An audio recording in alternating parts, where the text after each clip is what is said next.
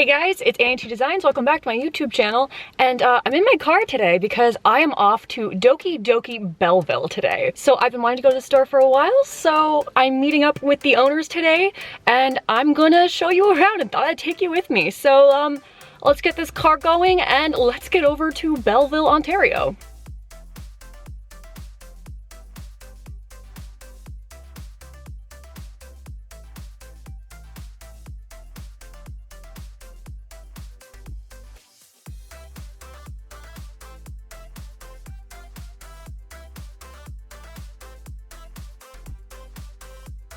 Hi, I'm Jessie. I'm Lindsay. And this is Doki Doki. So you guys are also known as Hokkaido Milk Tea Cosplay. This is what started it all. And at first it was like, that's silly. But what if?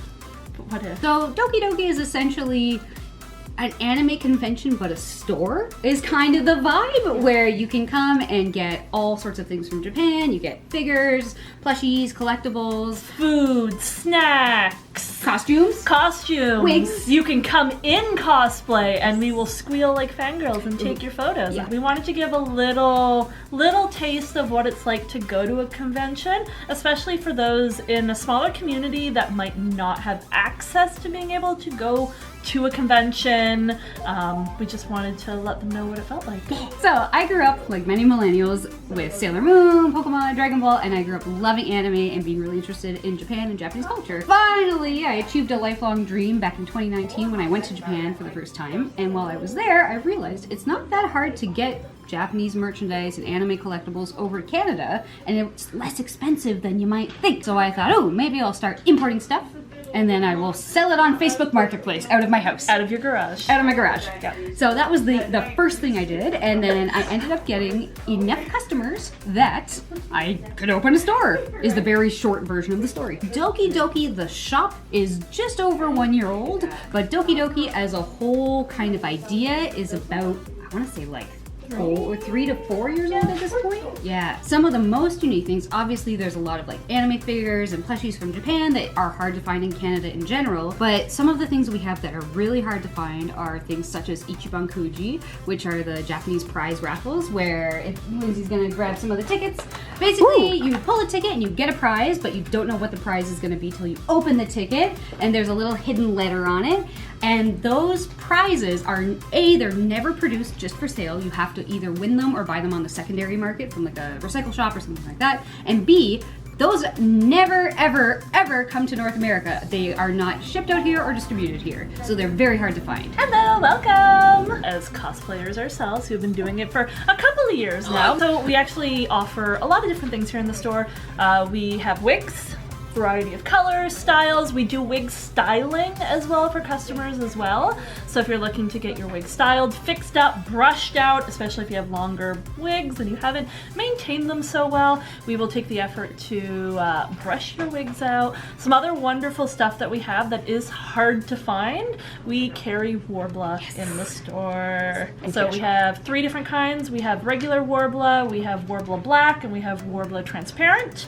We also carry Flex Bond, and we can also give you some advice and tips on how to work with it. We sell it either in big rolls or we sell it in increments as well, so if you don't need a full sheet, you can just get a little piece to play with. We carry a little bit of EVA foam, but we're still trying to work with local suppliers to get a better selection of EVA. And we do lots of requests, so Yes. we only have so much space in the store, unfortunately. So we do a lot of requests where if you're looking for example, you want gray EVA foam of a certain density, we can get that for you. Or if you're looking for various costume supplies, we can get that for you if it's not already in the store. Basically, we have a few costumes that are ready to buy off the rack in a couple different sizes, but because there's so much selection and so much sizing, we can only have so much inventory at one time, which is also why we do special order service. So if you let us know ahead of time, then we'll try and get in the specific costume you're looking for. We get most of our costumes through wholesalers, but what I offer to people is tailoring of it. So if you get a costume off of the shelf and it doesn't fit you properly, I will tailor it in to make sure that it fits you. I have a sewing machine here in the store, so I can literally take it off the shelf, sit down, tell you to come back in an hour and size it up for you. It's like getting your pants hemmed.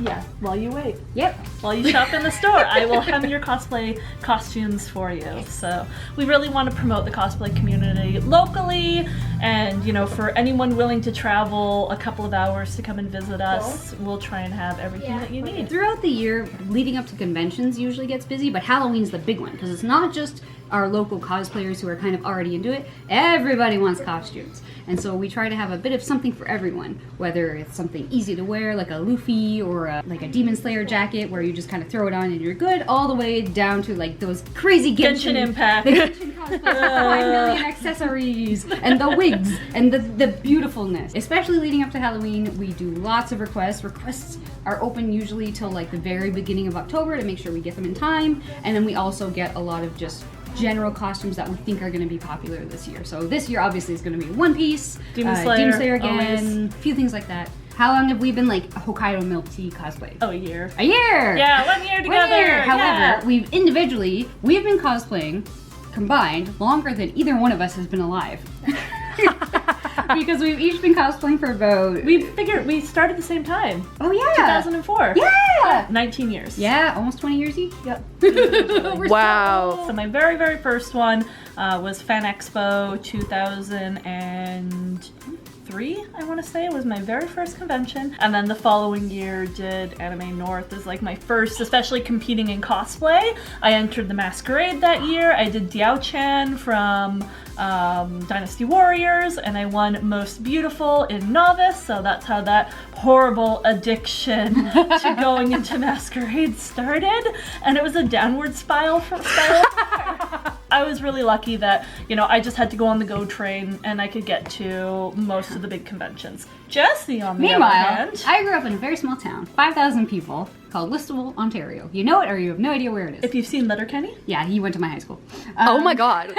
Wait, that's so cool. There's nothing. I was like the one kid who liked anime, and so my very first convention happened to be Anime North 2004. Both of our first Anime North North ever. And my first costume, we tried to make like cat ears, me and my friend.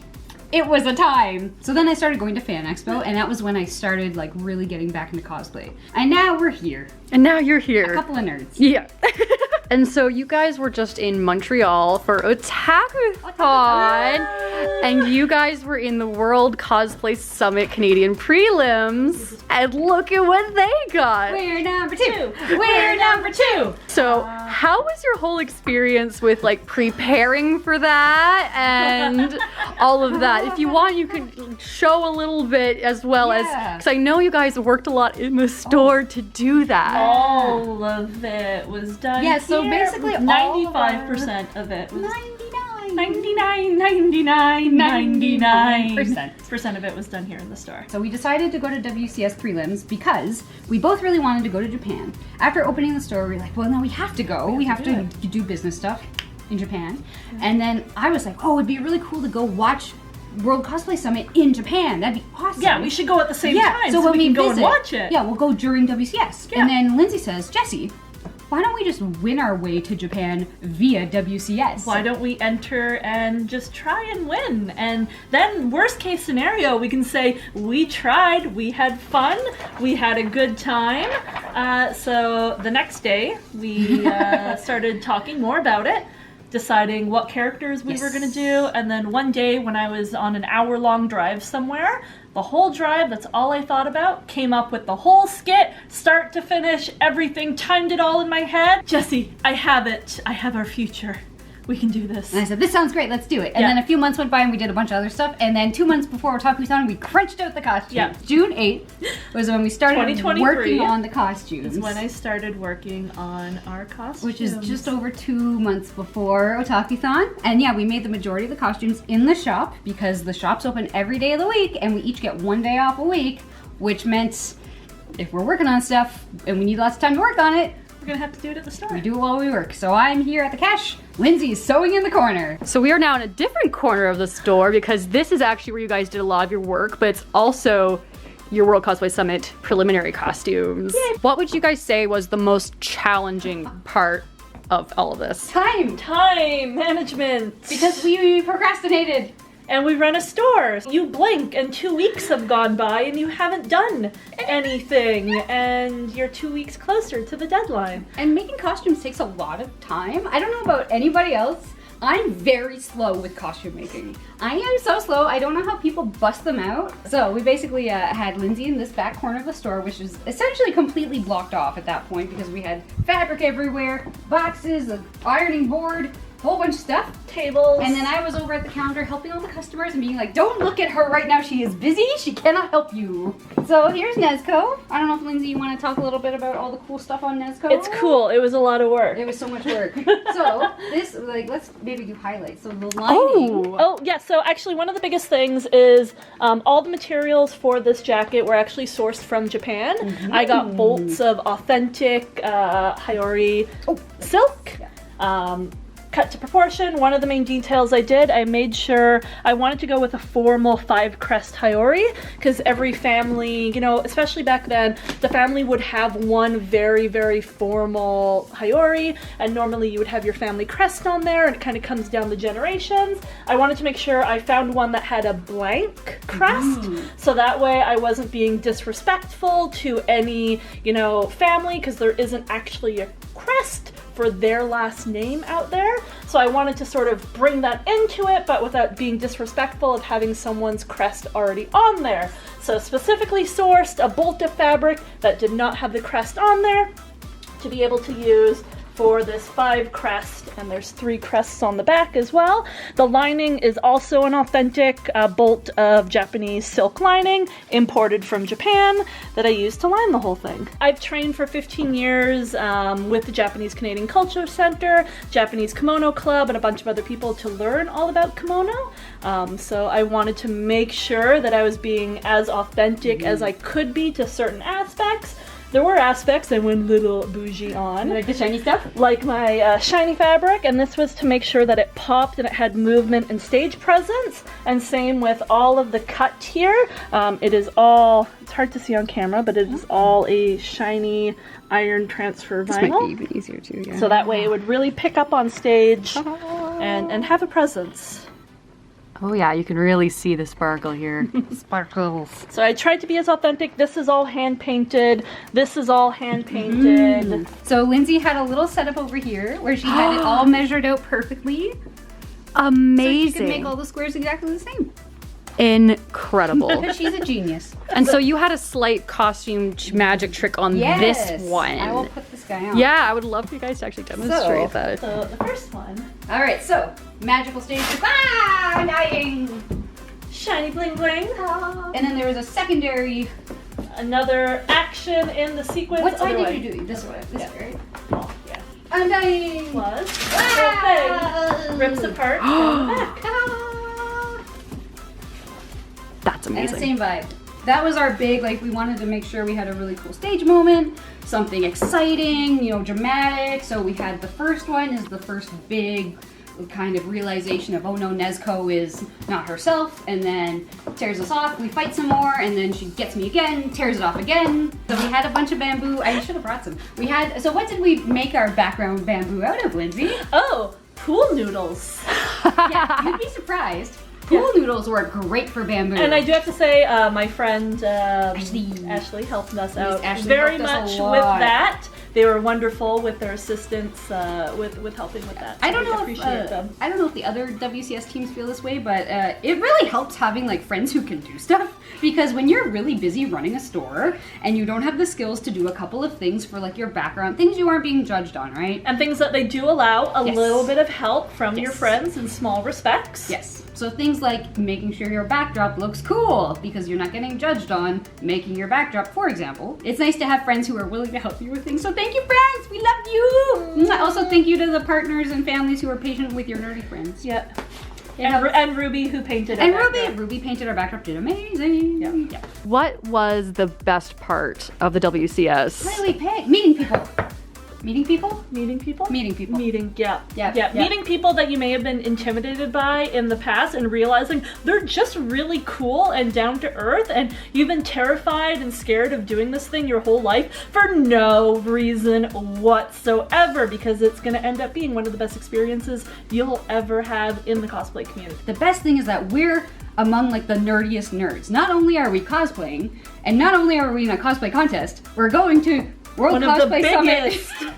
nerdiest cosplay Only the competitions really that are nerdy out there. cosplayers do WCS, I think. Like the ones who are really like knowledgeable about it, because it's not as big a thing in Canada. So the ones who know about the competition are like, we're gonna try for this, not just Masquerade, WCS.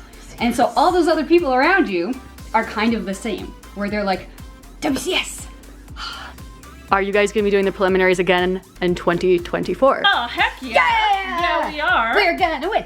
We're gonna win. I mean, hopefully. Yes. Yeah, we've already literally on the car ride home from OtakuCon, we were like, what should we do next What are we year? gonna do? What are we gonna do? We could do this, we could do this, and then I fell asleep holding my trophy. And do you have anything you want to say to anyone who is thinking of entering next year? Everyone needs to enter Enter! and have this experience. It's not as intimidating, it's not as scary as you think it is.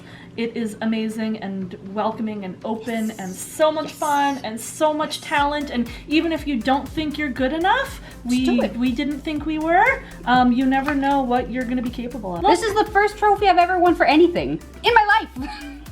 So you never know.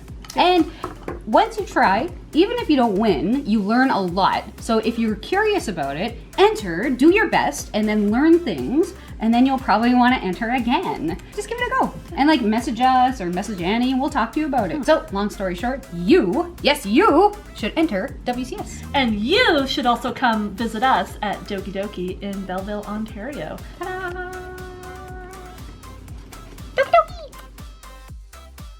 So if you ever find yourself in Belleville, Ontario, or want to make a special trip, you should definitely be checking out Doki Doki Belleville.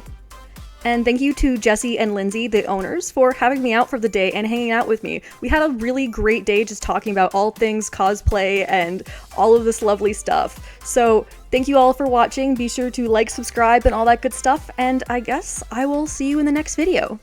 See you guys later.